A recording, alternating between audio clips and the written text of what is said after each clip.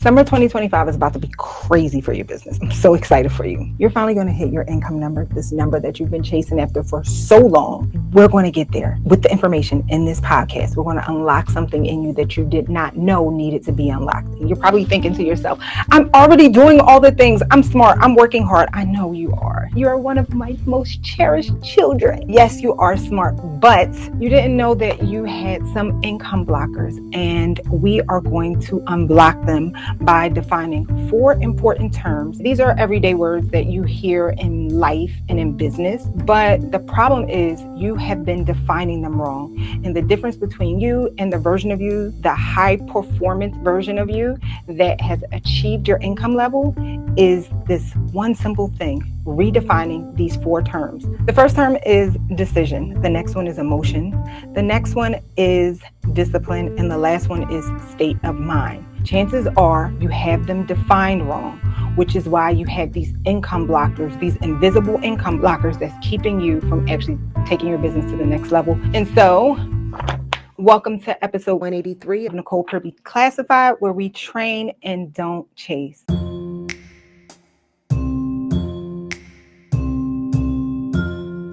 You have been doing all the right things. You've been reading all the right books, watching all the right videos on YouTube, taking all the right classes, and you still have not overcome this blocker. There are a couple of reasons why you have this income block, but one of the major ones, this is probably like, if I had to list out the top 20 income blockers, this is probably number 2, unforgiveness. You have not forgiven someone in your life and it's blocking your income. Now, hear me out. I got a story to tell you. So I'm talking to one of my clients and he's like really smart, really capable, a word that I like to use for these type of people, goodly.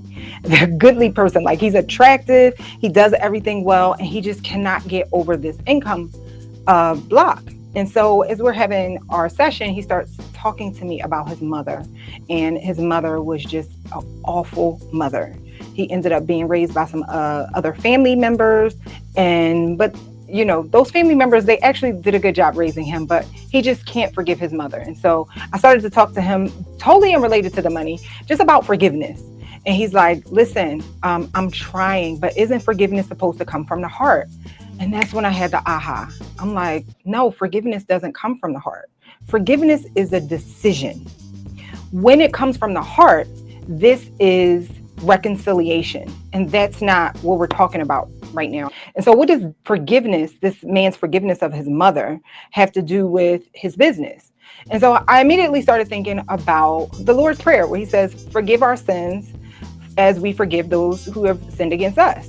Right. And so that is in the Lord's Prayer. For those of you who don't know, the disciples came to Jesus and was like, hey, Jesus, how are we supposed to pray? And he gives them this very simple prayer. And almost towards the end of the prayer, he says, Father, forgive our sins as we forgive those who sin against us. Some translation says, forgive our debts. And when I thought about that, I thought about what it's like to forgive a debt, and how this word debt and forgiveness, or trespasses, they're all really the same. Like, different translations use the same word, they're used interchangeably. And I thought about it like, this all came like fleshing to my head, because he's thinking that forgiveness is an emotion, and that one day he's going to wake up with this emotion to no longer be sad about his mom, no longer feel offended about his mom, no longer feel just the anger towards his mom. And he's waiting for that day to happen. And the reality is, it's not going to happen on its own. It might, I don't know. I don't know. I doubt it.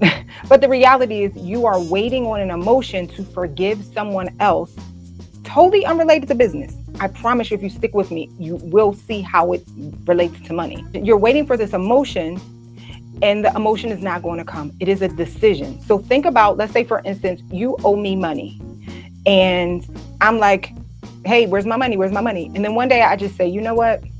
Don't worry about it. Uncle Sam with the student loans, don't worry about it. That doesn't mean that I'm not upset that you didn't pay me the money back. That doesn't mean I'm not upset that you weren't answering the phone, or whatever the case may be. It means that I have made a decision that you are no longer in the red to me. It's just a decision. That's it. And so for this forgiveness thing, you are overthinking it. Let me relate it to money before you go like, I want to click off. So money, I know a lot of you think that money is,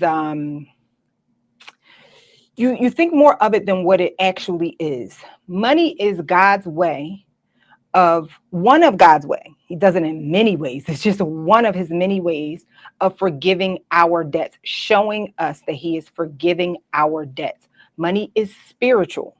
It is his way of saying, hey, you did whatever, or you didn't do this, or you didn't do that, or whatever the case may be. I love you so much. Here is this surplus that I'm giving you in this physical form. Don't believe me? Here is $100 bill. Don't come rob me if you see me walking down the streets, okay?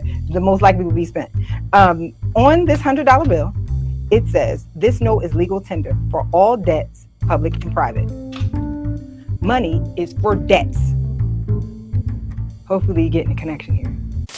All right, real quick. If you really enjoy this episode and you enjoy my energy, I'm doing something that I've been working on for forever.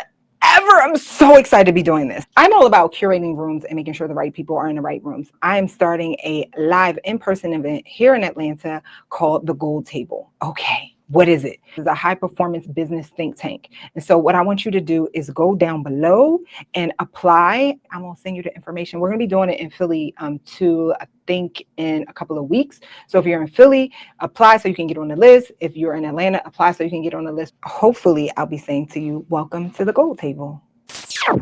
Money is for debts, public and private. Okay, so the Lord's Prayer says, Father, forgive our debts, forgive our sins, as we forgive those who sin against us, as we forgive our debtors, or something like that. So we forgive those who we feel, right? So I want you to not think about debt as just money.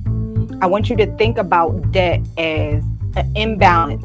You feel like, hey, someone did something to me. I'm offended. They owe me something. They owe me an apology. They owe me just come over and rub my feet. They owe me something.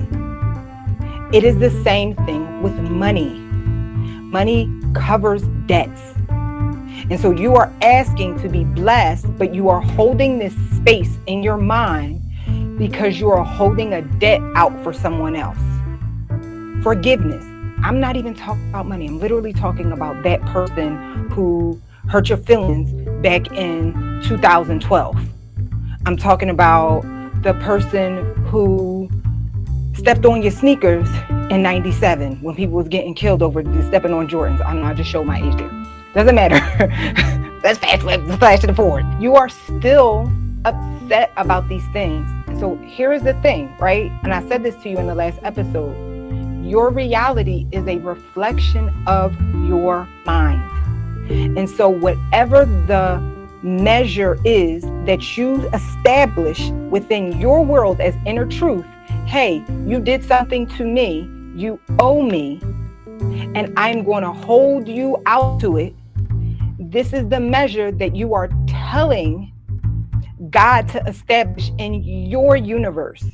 Hey, you did something, you still owe me. Now, let me tell you why it's important to not think about forgiveness as an emotion, because when you think about it as an emotion, it keeps you from actually making the decision to forgive. I want you to go back to thinking about, hey, if you owe me $100 or $1,000, 10 cents, it doesn't matter. You owe it to me, and I just make a decision to forgive. That's it. I'm not erasing how I felt about it. I'm just saying, hey, you don't have to worry about this debt anymore. That's all you have to do. And so what I want you to do is establish this idea that you want to forgive, this decision that you want to forgive. And so as I'm going through this, explaining this to my client, I started thinking like, wow, forgiveness is really misunderstood. Even in the English dictionary, it says something about emotion, and it's not about emotion. It really isn't. Forgiveness is truly just a decision. Now, here's the other thing that we misunderstand about forgiveness.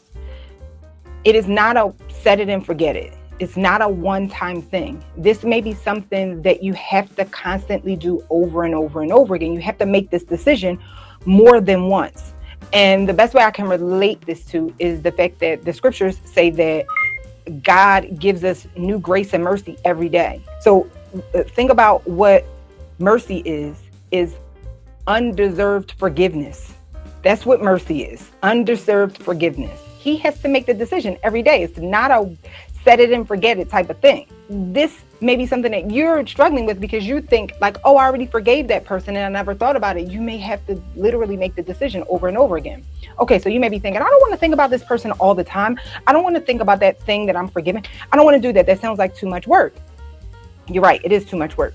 And so that made me think about the other definitions that people don't really fully understand, or maybe they have it defined wrong, or they don't fully have it understood so that they can take advantage of some of these spiritual and natural laws to help us free up mental space.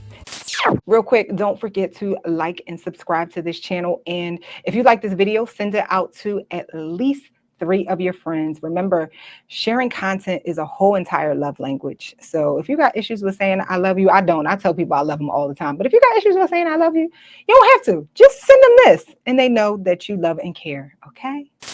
Now, before we go in, I do want to talk about this idea of freeing up mental space. A little while ago, I developed something for myself. It was not for you guys, called the Athlete Entrepreneur Method. And this is based on me really figuring out, I've always treated business the way that athletes treat sports. And a lot of top tier athletes also do well in business because it's the same principles, but we never equate the two. So I developed this Athlete Entrepreneur Method. And step number 2 in the Athlete Entrepreneur Method is conditioning for capacity. I don't want to go into detail about it, but in this step, we are trying to expand our capacity and fill our capacity. When you have these debts out for other people, you are literally taking up space in your capacity. And so how do we optimize for that? With the rest of these definitions. A decision is a conscious commitment to align your conscious with your subconscious in a moment. That's it. It just lasts a moment. So your decision to align your conscious with your subconscious. Jesus calls this having a single eye, okay? Aligning your conscious with your subconscious. When the first time that you make a decision about something, if you're doing it, you're not meditating on it, that's a whole nother thing about like how to make it stick quicker. We don't have time to go into that. But when you make a decision about something, at first, it's just only thing you can do is make the decision in the moment. You cannot bet that you'll feel differently tomorrow. All right. Only thing you can do is make the decision in the moment. The next definition I want to go to is discipline. A lot of times we think about discipline is this idea of doing hard things. Absolutely. A lot of times discipline is doing hard things, but it's a little deeper than that. Having the discipline to stick with something means you're sticking with it even when it doesn't feel good. So let's come back to this idea about decision, right? You made this decision to forgive someone and you forgave them in this moment. That doesn't mean that they're not going to do something stupid tomorrow or next week, or you just get reminded of the situation. The discipline is saying, hey, I'm going to stick with this decision tomorrow, the next day. Every time it comes up in my mind, every time I think about it, I'm going to stick with this decision. That is what discipline is. That's one of the things that makes Tauruses I'm a Taurus. This is one of the things that makes Tauruses very, very unique, magical creatures. Most of you say we're stubborn. Some of you are like, yes, you are. It is our ability to be disciplined, to stick with a decision, even if it feels different, even if you give us a little bit of evidence that the decision that we made 2 weeks ago is not the best decision. We are just very loyal and we are naturally good at having discipline with sticking with a decision. That's what discipline is. And that's really, honestly, the most powerful way for you to use it in your business. Making a decision about something and having the discipline to stick with the decision even when it doesn't feel good. Now, this sounds like a lot of work. this is where it comes into play. Only thing you have to do with having that discipline is having discipline long enough to where as though it then becomes a belief, something that you can set and forget it.